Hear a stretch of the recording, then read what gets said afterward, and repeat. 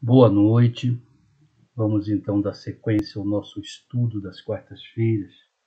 Primeiramente, como de praxe, vamos agradecer a Deus, nosso Pai, a Jesus, nossos bons e amados amigos espirituais, o grande mestre governador do planeta que possibilita a nossa caminhada, em busca de conhecimento. E hoje vamos pedir por todos os nossos irmãos enfermos que se encontram necessitados de um amparo, de um carinho, que a espiritualidade amiga possa socorrê-los, principalmente os trabalhadores da nossa casa espírita, os frequentadores que estão em tratamento. Que a paz do Mestre permaneça conosco, hoje, agora e sempre. Antes de começarmos o nosso estudo de hoje, eu gostaria de fazer um breve comentário. Nós estudamos este livro.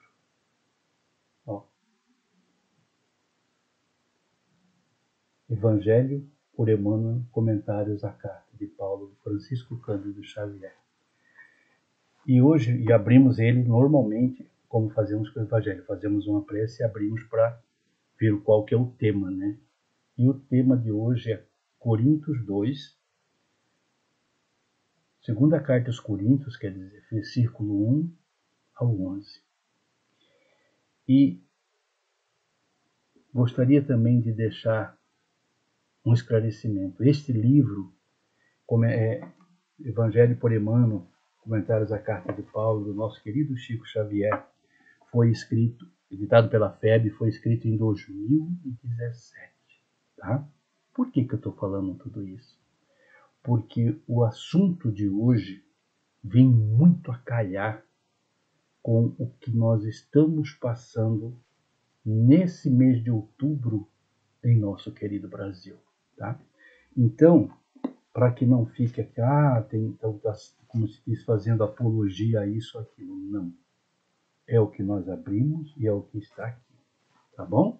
Então, nós vamos ler, fazer um breve comentário bem curtinho e deixar para que os nossos queridos irmãos em Cristo, os que acompanham o nosso estudo, tirem as suas conclusões. Ok? Vamos lá. O que Paulo diz aos Coríntios? Nessa segunda carta, no capítulo 1, versículo 11. Vós colaborareis para tanto, mediante a vossa prece. Assim, a graça que obteremos pela intersecção de muitas pessoas suscitará a ação de graças de muitos em nosso favor. E aí Emmanuel, que é o que comenta nessa publicação, em que a gente estuda os comentários de Emmanuel comenta esse trechinho colocando, inclusive tem um pedaço no livro Alma e Luz, da editora FEB também, da editora IB, capítulo 4. E Emmanuel coloca nesse termo o seguinte texto: círculos intercessórios, ou seja, corroborando com o parágrafo da carta de Paulo. E ele nos diz, Emmanuel nos diz, o mal empreende o ataque, o bem organiza a defesa. O primeiro movimenta a agressão, estabelece o terror, espalha ruínas. O segundo mobiliza o direito, cria energias novas, eleva sentimentos e consciências. Os povos pacíficos da atualidade encontram problemas de solução imediata, cuja equação requer ânimo sadio.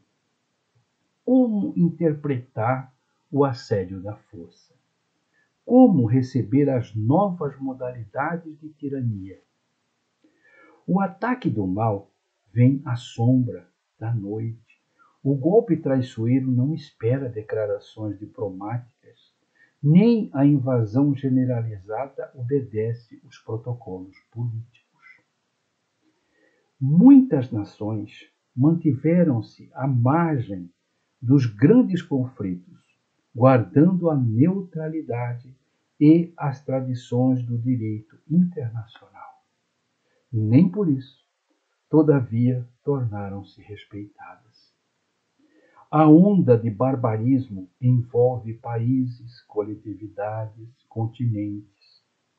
É necessário que o bem organize a defesa. Muita gente pergunta: combater por quê? Estamos com Jesus, que ensinou o bem e a paz. Entretanto, é indispensável não esquecer que existem padrões de pacifismo e padrões de passividade. O mestre é o príncipe da paz. Contudo, é imprescindível raciocinar quanto ao que seria o cristianismo se Jesus houvesse entrado em acordo com os fariseus do templo. A Batalha do Calvário iniciou o movimento de defesa do Evangelho. Continuaram, então, as batalhas cristãs, desde os círculos romanos até os campos sangrentos da atualidade. Eis que o Brasil, generoso e pacífico, foi convocado às lutas da defesa. Nesta hora grave, recordemos a exortação confiante de Paulo.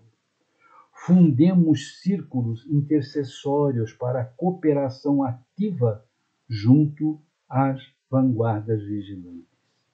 Organizemos ligas de orações nos templos, nas instituições e nos lares, compadecendo espiritualmente no esforço defensivo, auxiliando também nós no valoroso combate do bem. Perceberam que tem muito a ver com o momento pelo qual nós estamos passando. Qual que é o nosso papel enquanto espírita? Não estou dizendo político, tá? Eu estou dizendo espiritual. Qual é o nosso papel? Qual que é a proposta de Emmanuel aqui? Que nos organizemos em ligas de orações nos templos, nas instituições e nos lares. Por quê?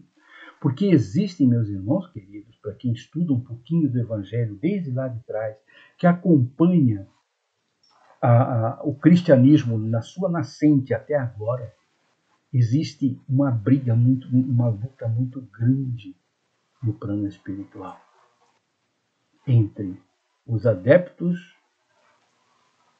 de Jesus e os que querem, como vamos dizer assim, não aceitar o seu evangelho.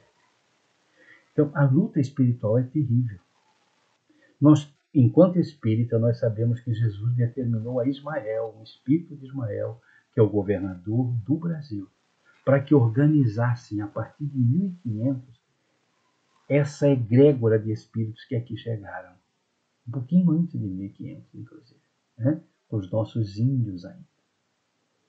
E que esse país, segundo o Humberto de Campos nos diz em Brasil, coração do mundo, pátria do Evangelho, né? Aqui está reservado pelo governador para ser o país da paz, da harmonia, o país em que vai levar para todas as outras nações o Evangelho vivo, o Evangelho da caridade, da fraternidade, do respeito ao ser humano uns aos outros, independente de posição, de cor, de raça, de religião. Partindo desse princípio, a proposta de Emmanuel é: juntemos os corações.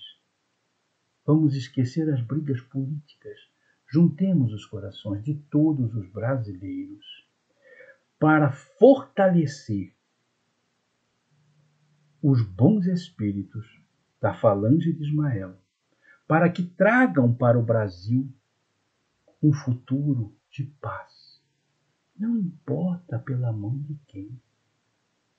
O que importa para nós é ajudarmos na construção desse país em que será a pátria do Evangelho e o coração do mundo, conforme determinou o nosso governador quando entregou Brasil na mão de Ismael.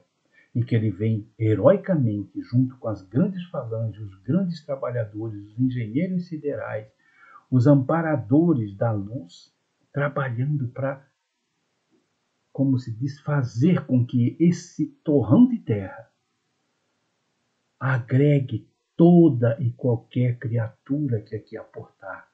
E nós fazemos isso com o coração aberto. É o único país do mundo que aceita qualquer tipo de religião.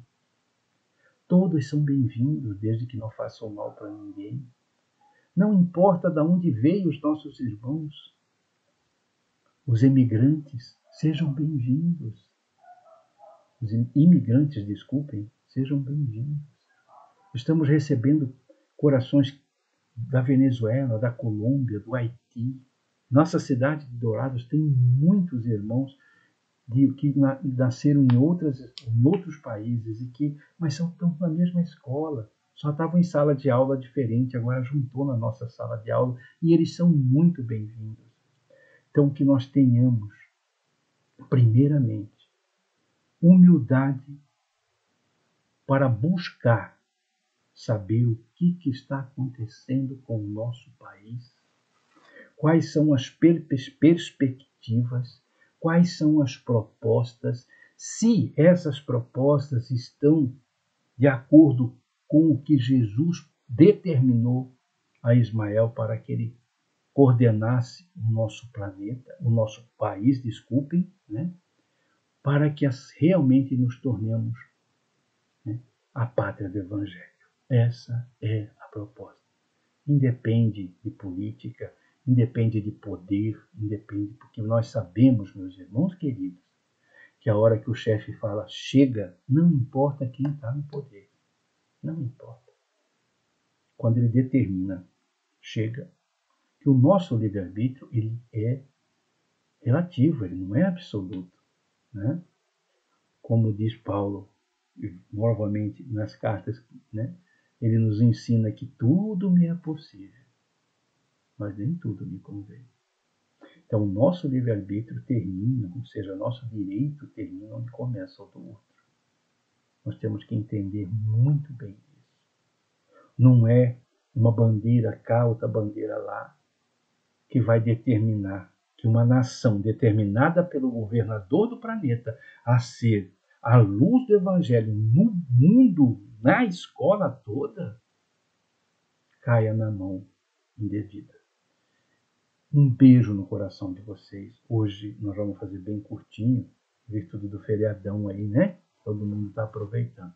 Que Jesus nos abençoe, nos dê sensibilidade, humildade para entender o que é o Brasil em posição aos outros países e como nós estamos agora.